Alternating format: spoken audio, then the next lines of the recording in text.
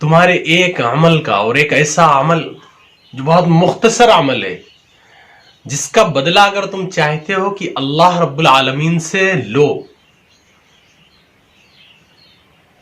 تو اس عمل کو کرنا شروع کر دو. اور وہ عمل ہم اور آپ کرتے نہیں ہیں. نمبر 1، ہم معافی نہیں مانگتے.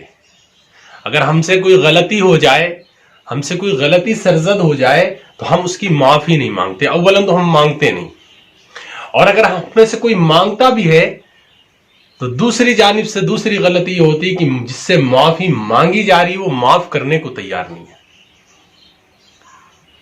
جبکہ قرآن کریم نے جگہ جگہ معاف کرنے کی باتیں کی ہیں.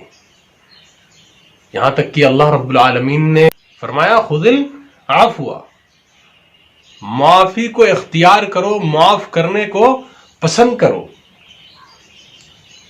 خذ کے معنی آتے ہیں مضبوطی سے کسی چیز کو پکڑنا، جیسے آج کل ہمارے یہاں پلاس کی پکڑ ہوتی ہے، یا اس سے بھی زیادہ سخت پکڑ ہو، یعنی معاف کرنے کو اس طرح لازم پکڑ دو اپنے لیے.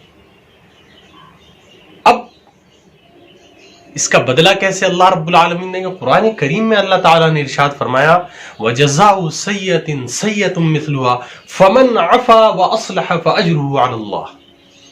جس نے معاف کر دیا، جس نے معاف کیا، اس کی اصلاح کے لیے معاف کیا، یا اس کا دوسرا پہلو یہ بھی لے لیں اپنی اصلاح کے لیے معاف کیا، دونوں کی اصلاح کے لیے معاف کیا، فَأَجْرُهُ عَلَى اللَّهِ، تو اس کو معاف کرنے کا اجر اللہ کے ذمہ ہے.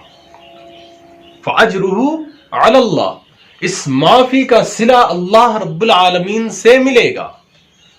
جب دو مسلمان آپس میں کسی بات پر اختلاف کر بیٹھے اور آپس میں بات نہ کریں،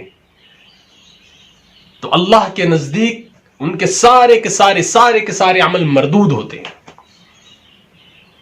اپنے آپ کو جھکانا سیکھیں. معافی مانگنے سے کوئی بڑا چھوٹا نہیں ہو جاتا ہے، لیکن معافی مانگنے والے کا سر ہمیشہ بلند رہتا ہے. رسول اللہ صلی اللہ علیہ وسلم نے فرمایا جو شخص جتنی جلدی معاف کرتا ہے، جتنی جلدی معاف کرتا ہے، قیامت کے دن اللہ تعالیٰ اس کی بھی اتنی جلدی معافی فرما دیں گے، اس کے گناہوں کو معاف کر دیں گے.